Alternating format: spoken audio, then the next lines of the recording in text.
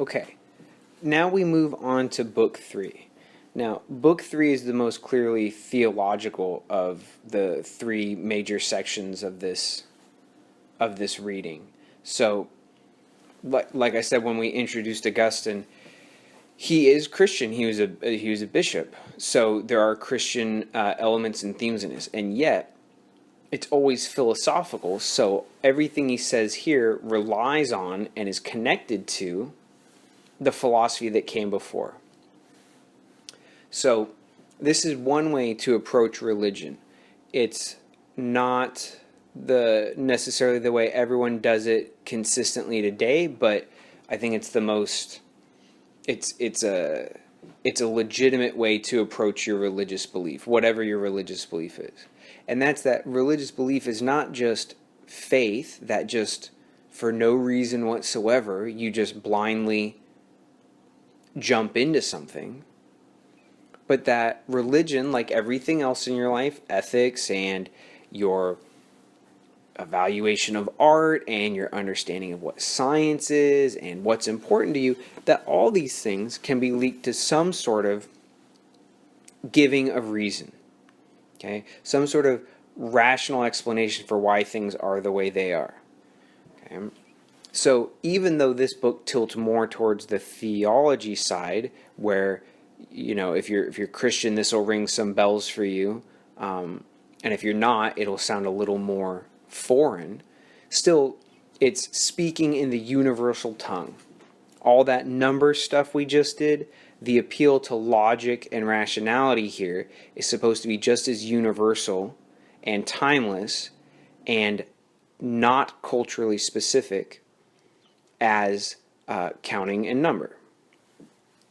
So I know that's sort of a complicated relationship. It is religious, but it's also philosophy, and it's rational. But you'll see what I mean as we go on. Okay. So, for instance, chapter 10 of book 3 asks about the devil, and so this is this speaks to the devil ensnaring Adam and Eve in Genesis. It speaks for the first time really of hell and the devil's punishment of people in hell. And yeah, if you're not Christian, you probably don't believe that there's a fallen angel in hell punishing people in the afterlife. But what Augustine says here is more generally applicable as well. Okay, so look what he does here. He's such an interesting and clever writer. Here in book 3, he returns to the themes which opened up book 1. Remember how we opened up this reading with chapter 1 of book 1. And there, he and Evodius asked the very important question of, why do bad things happen in the world? Right? Especially if you're religious, that's a question you have to grapple with. Why, if there's a God who's all-powerful and is good, do so many bad things happen in the world? Even if you're not a religious person, you have to deal with, like, what kind of world do we live in? Is it hopeless and filled with evil? Or is it good? Right? So everyone has to grapple with that question. Why do bad things happen? How to make sense of bad things. But remember, Augustine quickly split that question of why do bad things happen into 2 different questions. And he says, well, there's 2 different kinds of bad things. They're different, so they might happen for different reasons. One of them was, why do people do bad things? And that's what chapter 10 is going to deal with. The other one is, why do bad things happen to people, including people who seem like they're good people? And that's chapter 23. So, chapter 10 of book 3 starts out with saying there are 2 sources of sin. So this is 2 kinds of evil that people do. One from unprompted thinking, so that's totally self-motivated sin, and the other one by persuasion from the outside. And Augustine repeats, he says, the sin that you do unprompted is truly a free choice. Okay, God didn't make you sin, he didn't pre-program your will to sin, and the object doesn't make you sin. You know, a loaded gun does not force anyone to pick it up and start shooting people. Okay, a A bottle of booze to someone who's never drank before does not force them to take a drink at, 14 years old or anything. Those are all choices that people make. Okay? And he says, well, what about when someone else basically goads you on, when they provoke you to sin? So this is exactly what is what happened in the Garden of Eden. Is Adam and Eve were told, don't eat the apple, and they didn't. And then Satan in the form of the serpent comes up and says, he says, hey, don't you want to eat that apple? Eat the apple and become as gods, right? You'll know everything. You'll be as if God. And then Eve says, now that you mention it, that sounds pretty good. She eats the apple, gives it to Adam, etc. Now, plenty of people say, A, that's not Adam and Eve's fault. The devil made them do it. You know that expression, the devil made me do it. Okay? And then they will say, B, since Adam and Eve did not choose to sin, but the devil made them, the punishment that God gave them is totally unfair. Now, we can flip that into a different question, or the same question, in non-theological, non-Christian religious terms, which is when someone suggests something bad to you, or when you are peer pressured into doing something wrong, are you less culpable, less morally blameworthy because someone else made you do it? Now, Augustine's stance is this: even the devil, as powerful and sneaky as the devil is, never makes anybody sin. So we see one of the last lines of chapter 10, this is page 113 at the top, it says, the devil did not take man by force, but caught him by persuasion. That is, the devil did not force us to sin, but the devil merely persuaded us to sin. Okay, but that's still fully voluntary, as he says on page 110. Okay, so here's the thing for Augustine. Even the devil, as powerful and sneaky as the devil is, can never force you to sin. You always still have the free will. So just apply that to peer pressure, to a girlfriend or boyfriend trying to pressure you to, I don't know, take a drink, have sex, do drugs, rob a store, right? Like Bonnie and Clyde, whatever it might be. They can only, Augustine says, persuade. And by that he means they can suggest to you, but always your will remains free. It can refuse the suggestion. So same thing, I can give a long lecture about how it might be great to go on a robbing and killing spree. Hey, you'll be famous. It'll be fun. People write books about you. And I might, let's say I put a lot of effort into it. I can probably be pretty persuasive if I want. But me trying to persuade you to do it, telling you how good it might be, whether I'm telling the truth or lying or whatever, can never make you get up and go out and do those things. It just can't. So Augustine's stance on peer pressure is going to be, it's only a suggestion. It's like a gun in front of you. The gun does not make you use the gun. It does not make you sin. So here's the question I want to ask you. Okay, in your opinion, how powerful is peer pressure? Right? Does it make people do things? Does it merely suggest to people things they secretly already want to do deep down? Are children vulnerable to peer pressure but not adults? Are adults, on the other hand, maybe just as susceptible to peer pressure? So I want to return to this question with which we started, but from a different angle now. I asked before if your body can make you sin, etc. Now, do you think that other people can ever force you to sin? And if not force you, then what degree of power do they have over us? Okay. So Augustine goes on page 111, he says, okay, the devil's whole job basically is to try to persuade people to sin, to try to get you to choose to do the wrong thing. Now the choice is always yours, so people sin without the devil, but the devil might make it, I don't want to say easier because it's still always up to you, but the devil can present opportunities for you to sin.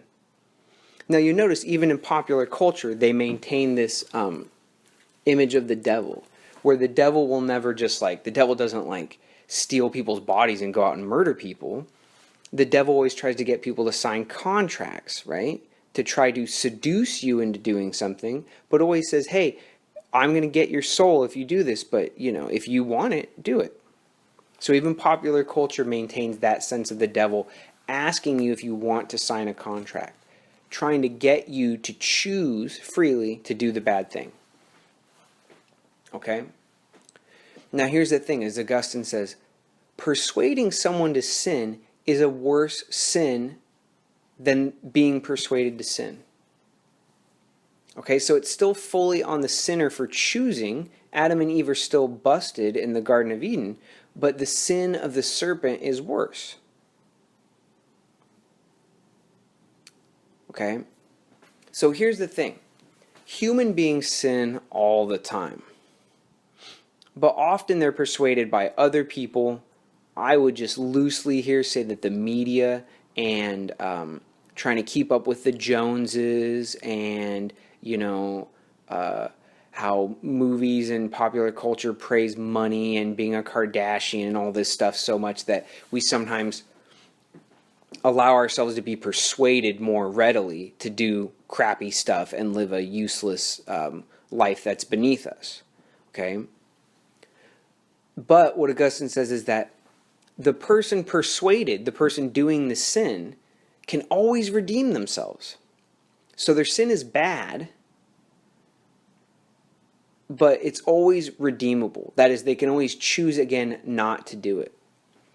Here's the thing about the devil, or bad influences in general, is that since persuading others is worse, the devil will never be forgiven for his sins. The devil can never choose his way out of his sins. Because basically every time he persuades someone to sin, it's sort of like he double sins. Here's the other thing, and this is a lesson that should apply to you, Augustine says. I mean, first of all, he's saying don't persuade other people to sin because that's double the sin on your head. But most of us don't really do that. Here's what he says that's more applicable to us, is he says,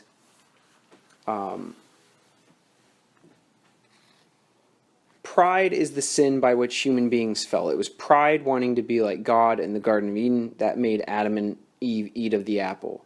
This is 111 near the bottom, and he says, human beings come to ruin through this one vice, pride, through which they reject the remedy of mercy. Who's in more need of mercy than an unhappy person? No one. But who's more unworthy of mercy than a proud and unhappy person? No one. So, this is what Augustine says, is many of us sin, and then instead of humbly saying, yes, the sin's on me, I will try really hard not to do it again, we make excuses. And making excuses for yourself is nothing but pride, where you say, I'm too good, I would never do something bad. If I did something bad, couldn't have been my free will. It must have been someone else made me, or the object made me, or everyone else is doing it. And so in our pride we say, it wasn't my fault. I'm not sick with sin, so I don't need a cure. But of course, if you say that the sin wasn't really your fault, you're not going to do anything to prevent it from happening again, correct? So in your pride, you refuse the remedy of mercy, which will say, yes, it's your fault, but I forgive you. But if you never admit it's your fault, you can't be forgiven. And in less theological terms, you can't find a solution to your problem. Because you insist, I don't have a problem. I'm doing fine. It's everyone else who's a problem. So the point is, instead of pride, choose humility. Admit that you're imperfect. And that's exactly what then opens you up to greater perfection. And that's all these things about, that's exactly what Jesus is said to have done, is that in his mercy, which is where you go beyond fairness, you're nicer than you have to be, he forgives sins that he doesn't have to, so long as you admit that they're sins that you're responsible for. But life is the same way. If you think that you know it all, and close your eyes because you know everything, you're never going to learn anything more.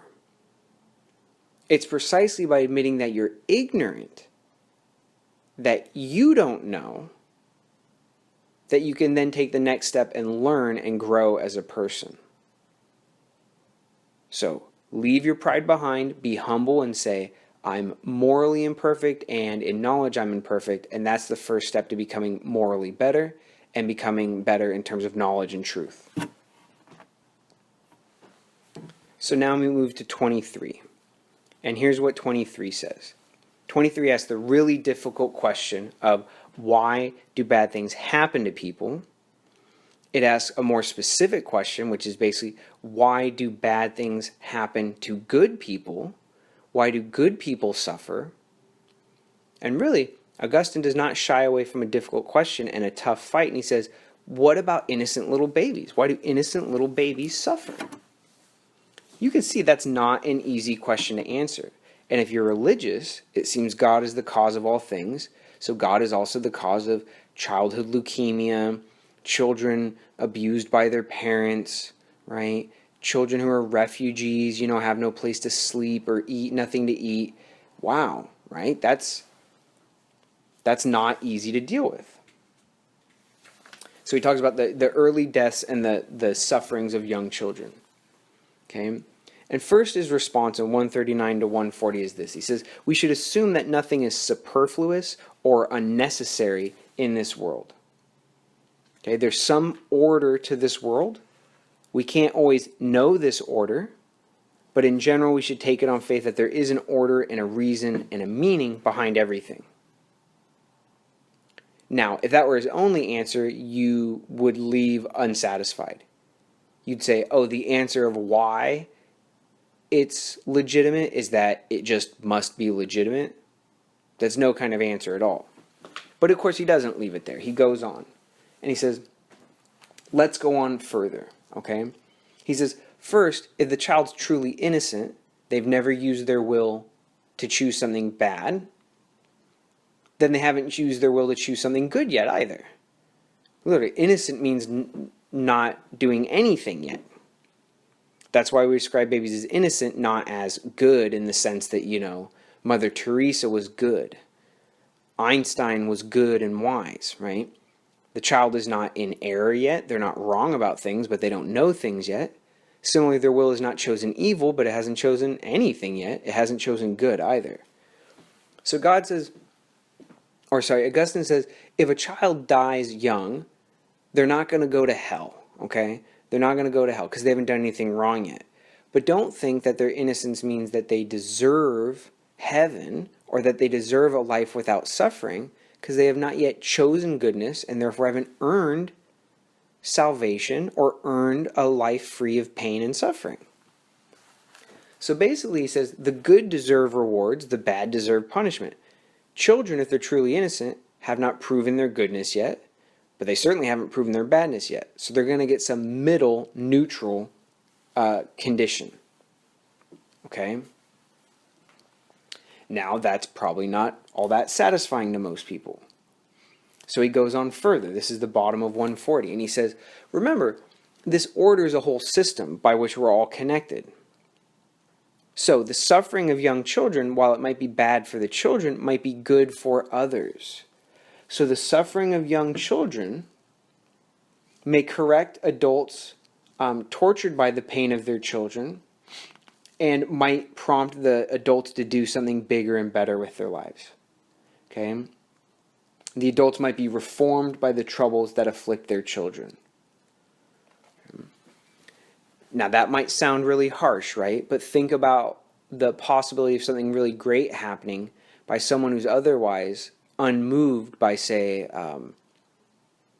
the horrors of war and the pain of war, and then they see one child suffering in war, and then they totally change their life, right? That breaks them down and inspires them to do something better. Okay. So now we go on to page 141. And remember, this is supposed to be a lesson for you about your own life. It's not just a point about animals. So Augustine says, hey, what about those people who say, well, animals suffer pain, and they definitely didn't do anything wrong? Augustine would agree. He says they don't even have a will, so they certainly don't sin. And Augustine says, look, if you're trying to get me in a gotcha thing, he almost basically calls people smartasses here. Okay, he says, okay, some people ask this question about, well, God's not fair because he makes animals suffer and animals don't sin. Gotcha. And he says, look, if you're asking that just to be smart, don't think wickedly about these problems. Okay, don't try to catch me out. He says, people who just try to be smart here can't see the highest good, and yet they wish everything to be their false idea of the highest good. Okay, and this is what he says. He says, look, the pain that animals feel actually shows the strength of their animal souls, the thing that animates their body. And he says that's a strength admirable and praiseworthy in the class of animals. He says, how is it praiseworthy? He says, what's the pain of animals? Think about it philosophically. The pain that animals experience is actually a sense of resistance to division or corruption of their bodies. So animals feel pain when something cuts their skin, for instance. That's because they know, even the animal knows, that they have a form and a life given to them by God, and they resist giving up that life. Not because of Darwin or, replicating genes, but because they know that they are something special and unique and worthwhile, and they resist giving that specialness and that life up. So he says, it's clear as daylight that even animal bodies desire unity. They firmly hold to their unity in the completeness of their animal body. Pain, physical pain, is nothing but distress at the physical body being shattered. He says, you wouldn't realize as easily how strong everything in this world desires unity if you didn't sometimes see the pain suffered by beasts or the pain you suffer in your own physical body. So the ethical lesson you're supposed to learn here is that everything in this world has a moral and philosophical lesson for you. Even that your dog yelps and moves away when you accidentally step on its feet is not just some random thing that happens in the world. Every dog does that, right? And you feel bad when you do that, right? Okay, that consistency is a lesson for you to learn about the world. So this is how we'll end our Augustine piece, is that everything can teach you that kind of lesson. If and only if you give up your pride that you know it all already, and if and only if you admit that there might be important lessons for you still to learn, if only you patiently approach the world with a sense of wonder and a sense of curiosity and try to learn its secrets. So he says on page 142, he says, indeed, when piously and carefully regarded, every kind of creature and every motion that we can observe can instruct us by their various motions and conditions, as if in a variety of tongues or languages. They cry it around us, they repeat that the Creator and capital T truth must be acknowledged. From this it is clear that everything, either when it offends or is offended, either when it causes pain or receives pain, either when it sins or is sinned upon, suggests and declares the unity of the Creator. End quote. And that's what Augustine says. You will see the number one, literally and metaphorically, everywhere in the world if you look for it. You will find some hint of capital T truth everywhere in the world if only you look for it. So, that's how we'll end our Augustine reading. If you have any questions, send me an email. Thank you, everyone.